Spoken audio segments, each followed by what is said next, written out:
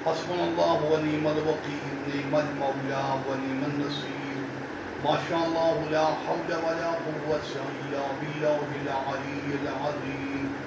اعوذ باللہ من الشیطان اللعین الرجیم، بسم اللہ الرحمن الرحیم، الحمد للہ رب العالمین، الصلاة والسلام علی سیدنا و نبینا وطبیب قلوبنا وشفیع ذنوبنا ابی الزہراء محمد المصطفى وعلی اہل بیتہ الطیبین الطاہرین المعصومین، لا سیما امامنا المنتظر والحجة الثانی عشر، روحی وارواح العالمین لتراب مقدمہ الفداء، اما بعد فقد قال اللہ تبارک و تعالی فی کلامہ المجید وفرقانہ الحمید، بسم اللہ الرحمن الرحیم، بقیت اللہ خیر لکم ان کنتم مؤمنین۔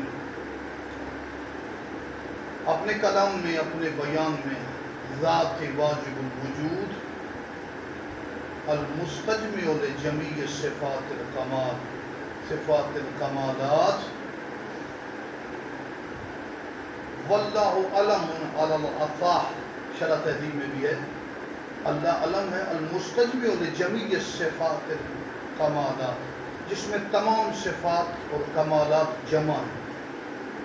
وہ فرماتا ہے کہ اللہ کا باقی ماندہ خزانہ تمہارے لیے بہتر ہے اگر تم مومنین میں سے ہو۔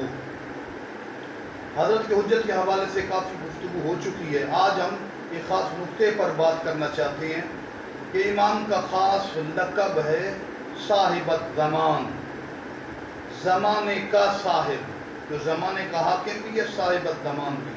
اب دیکھیں اس لقب کا اختصاص امام زمان علیہ السلام کی مقدس ذات کے ساتھ ہے۔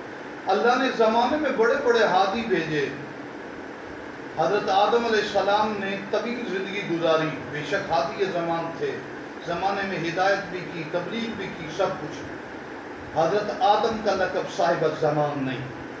نوح علیہ السلام نے 2500 سال زندگی گزاری، بہت تبلیغ کی، زمانے پر حاکم تھے، پوری کائنات میں فرشتے بھی ان کے تابع، لیکن نوح صاحب الزمان نہیں۔ ابراہیم علیہ السلام خلیل الرحمن تھے، اللہ کے ساتھ دوستی تھی، نبوت بھی تھی ان کے پاس، امامت بھی تھی، بڑی قربانیاں تھی۔ اللہ نے ان کی اولاد دونوں بیٹوں کو اور اس کے بعد دونوں بیٹوں کی اولاد کو نبوت، رسالت، وصایت اور ولایت سے نوازا، لیکن ابراہیم علیہ السلام صاحب الزمان نہیں۔ موسیٰ علیہ السلام کلیم اللہ ہیں، صاحب شریعت رسول ہیں، بہت کمالات ہیں، صاحب الزمان نہیں۔ حضرت ایوب علیہ السلام بڑے صبر کیے، بڑا کام کیا۔ یوسف علیہ السلام خود ایک ایسے نبی و رسول تھے کہ جن کی ایک سلطنت تھی، دین کو نافذ کیا۔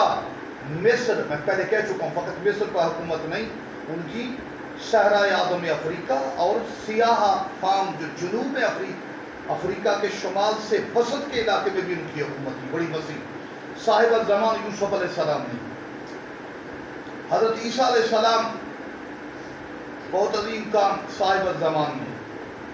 انبیاء آئمہ میں بڑی بڑی ہستیاں گزریں، بڑے بڑے القابات مزین ہوئے، موسیٰ بن جعفر باب الحوائج ہے، شاہ ولایت مولا علی ہے، لیکن انبیاء، اولیاء، اوصیاء میں حتیٰ آئمہ میں وہ امام جو امام زمانہ سے افضل ہے، مولا علی علیہ السلام، امام حسن، ان کا بھی لقب صاحب الزمان نہیں۔ انہوں نے بھی صاحب الزمان امام زمانہ کو کہا۔ جب امام حسین علیہ السلام کو بنی امیہ یا دشمنوں کی اذیتیں ہوتی تو فرماتے ہمارا صاحب آئے گا، یعنی صاحب الزمان وہ لقب ہے جس کے ذریعے سے امام حسین بھی امام زمانہ کو صاحب الزمان کہتے، یعنی آئمہ نے اپنے بارے میں صاحب الزمان نہیں کہا، امام زمانہ کو صاحب الزمان کہا۔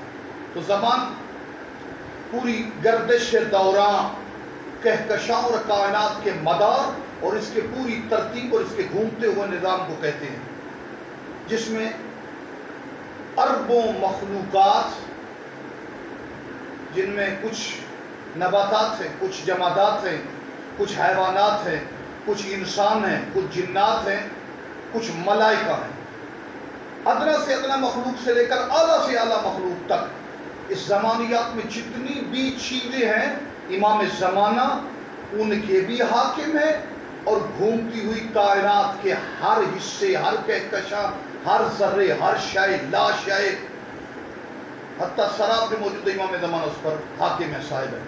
تو صاحب الزمان، زمانے کا صاحب، وہ زمانے کا حاکم جو زمانے کا حاکم بھی ہے، اور زمانے کے چپے چپے ذرے ذرے پر بھی امام کا اختیار، تصرف اور حکومت اور سلطہ اور امام کا مکمل اختیار ہے۔ ہمیں مالک امام زمانہ کی القابات اور صاحب الزمان ذکر کو یاد کرنے کی توفیق عطا فرمائے۔ بسم اللہ الرحمن الرحیم۔ یا اللہ یا محمد یا علی یا فاطمہ یا مہدی ادرکنی ولا تہلکنی، نذیلک حیث متجت رکابی وضیفک حیث کنت من البلاد یا صالح یا ابا صالح ارشدونا الی الطریق رحمکم اللہ۔ اللہم قل ولیک الحجۃ ابن الحسن صلواتک علیہ وعلی آبائہ فی هذه الساعة وفی کل ساعة ولیا وحافظا وقائدا وناصرا ودلیلا معینا حتی تسکنوا الارض طوعا وتمتعوا فیہا طویلا۔ اللہم صلی اللہ علیہ وسلم۔